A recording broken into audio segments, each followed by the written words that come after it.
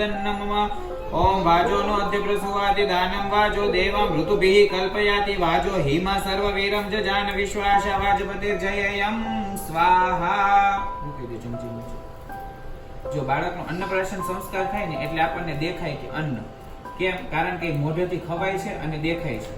પણ હું તમને એમ કહું કે બાળક માત્ર મોઢેથી નથી ખાતું, આંખ કાન નાક બધેથી ખાય છે, તો આપણને સમજમાં આવે। ત્વચાથી ખાય છે પણ શું આંખથી ગયેલી વસ્તુ આપણા મગજમાં સ્થિર નથી થતી? થાય છે। કાનથી સાંભળેલી વસ્તુ આપણા મગજમાં સ્થિર નથી થતી? થાય છે।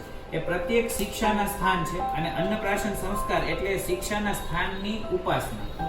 મારું બાળક આંખથી જે સાંભળશે એ સારું જ સાંભળશે, કાનથી જે આંખથી જે જોશે સારું જ જોશે, કાનથી સાંભળશે સારું જ સાંભળશે, મોઢાથી જે ગ્રહણ કરશે સારું જ ગ્રહણ કરશે, ત્વચા એટલે ચામડીથી જે કરશે એ પણ સારું જ કરશે ને નાકથી જે કરશે એ પણ સારું જ કરશે। સારુંનો મતલબ શિક્ષા માટે એને કોઈ દિવસ કડવું નહીં ખવડાવવું એવું નથી, એને કોઈ દિવસ ખરાબ સૂંઘાડવું નહીં એવું નથી, પણ એને શું કરવું ને એ એને સંપૂર્ણપણે ખબર હોવી પડે।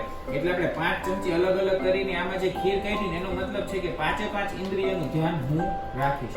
હવે આપણે શું કરીએ કે રસોઈ બનાવતા હોઈએ અને રસોઈ બગડી જાય ને એટલે તપેલાને પાટું મારવાનું અને બધા એમ કે આ તપેલું જ ખરાબ છે અને આ રસોઈ જ ખરાબ છે કે બનાવનારનો વાંક બનાવનારનો। એટલે સંસ્કાર થાય છે કે તમે કરો છો, તમે એની ઉપર કરો છો, એ ઓટોમેટિક એમાં કઈ બનતો નથી। એટલે સંસ્કારનો અર્થ છે કે જે કરે છે એ જવાબદારી લે કે હા હું મારા બાળકની આ 5 વસ્તુઓ સારી રીતના કરીશ।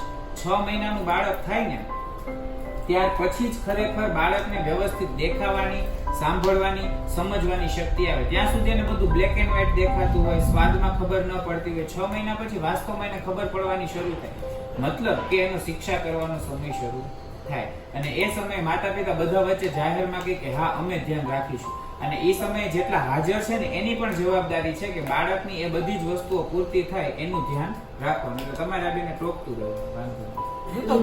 રહેવાનું, કારણ કે એને સ્પર્શ પણ સારું, કાનમાં પણ સારું, આંખમાં પણ સારું, નાકમાં પણ સારું ને મોઢામાં પણ સારું। વિદ્યારંભ સંસ્કારનો અર્થ એવો છે, અહીંયા સુધીના સંસ્કાર બધા માતા પિતા જવાબદારીથી કરે છે। વિદ્યારંભ સંસ્કાર છેલ્લો એવો સંસ્કાર છે કે જેમાં માતા પિતા એમ કહે છે કે હા મારી જવાબદારી છે। વિદ્યારંભ પછી આવે ઉપનયન, જનોય। આપણે તે મોટે ભાગે ઉપનયન કે જનોય સંસ્કાર થતો નથી, પણ બધાનો જ થઈ શકે, એવું કઈ નથી કે ન થઈ શકે।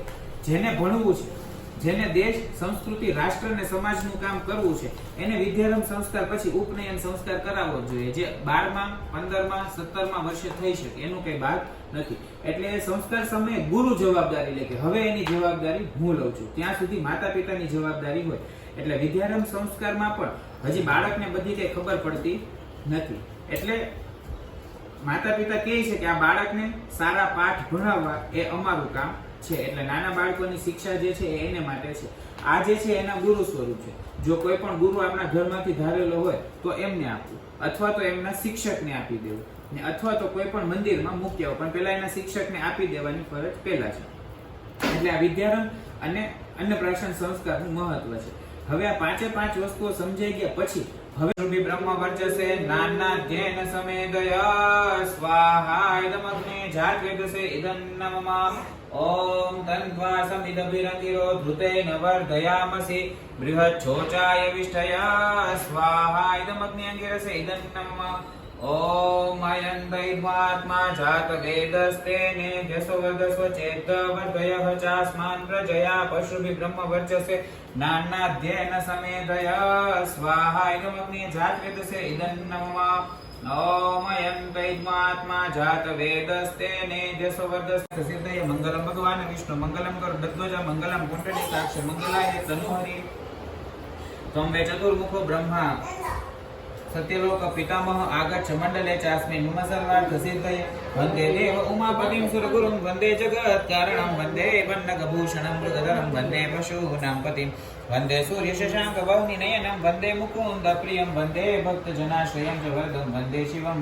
શંકર બ્રહ્મા મુરારી ત્રિપુરાંતકારી ભાનુ શશી ભૂમિ સુતો બુધશ્ચ ગુરુશ્ચ શુક્રશ્ચ નિરાહુ કેતવ સર્વે ગ્રહ શાંતિકરા ભવન્તુ ओम विष्णु पादाब्ज संभूते गंगे त्रिपथगामिनी धर्माद्रव्य विख्याति पापम में हर जानवी पुष्कराद्यानि तीर्थानि गंगाजल सवितस्वत आगच्छन्तु पवित्राणि पूजा काले सदा मम બાળકના ભોજન માટેની પુષ્ટિની આવશ્યકતા છે અને બાળકના વિદ્યારંભ સંસ્કાર માટે પણ એની પુષ્ટિ અને રમણની આવશ્યકતા છે।